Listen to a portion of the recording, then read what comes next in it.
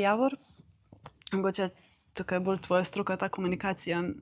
Kako naša čustvena pismenost oziroma ta čustvena pismenost vpliva na to, kako se izražamo?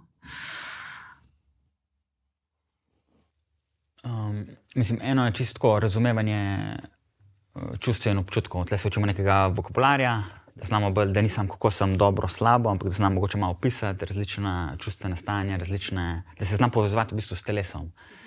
Recimo, če mi nekdo nekaj reče ali pa če slišim nek komentar, da ko ta informacija pride v moj sistem, da znam v bistvu najprej to zaznati. To je pač nek ta, recimo, če nekdo nekaj izreče ali pa če nekaj vidim, preberem nek komentar, je to nek sprožilc. In potem lahko pogledam, kako se moje telo odzove in lahko to razpoznam, ta odziv, pač čisto navznoter pri sebi.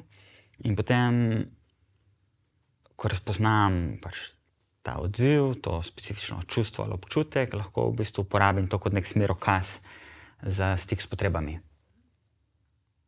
Se pravi, ne grem ponovati, standardni komunikacijski odzivi potekajo na to, da nekdo na nekaj reče, recimo nas kao užali ali reče neko besedo, ki mi doživljamo kot žalitev in se tle sproži v nas nek močen čustven naboj ponovadi, neka frustracija, bolečina in gremo mi takoj iz tega čustvenega naboja v komunikacijski odziv. Se pravi, se dostikrat odrežemo od tega energijskega naboja.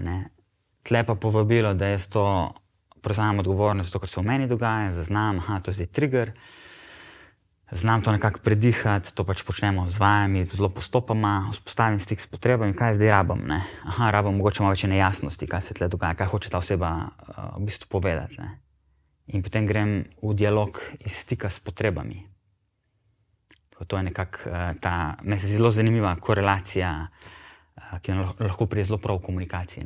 Ko se jaz počutim in občutke uporabljam kot feedback, kot kazalce do nekih potreb. Katere potrebe so zdaj zadovoljene ali niso zadovoljene. Kaj jaz dejansko rabim v neki specifični situaciji. In potem je še ta zadnji korak, je pa potem ta prošnja, ker tudi ni najbolj enostavno jo vedno poiskati, vsaj meni ne. Se pravi, ko vem, kaj rabim, kaj potem jaz prosim drugo osebo. Jih prosim, da vzpostavimo malo več stika, jih prosim za neko specifično akcijo, jih prosim, da me povzamejo, kaj so mi slišali, da sem rekel. To so te neki standardni 4 koraki.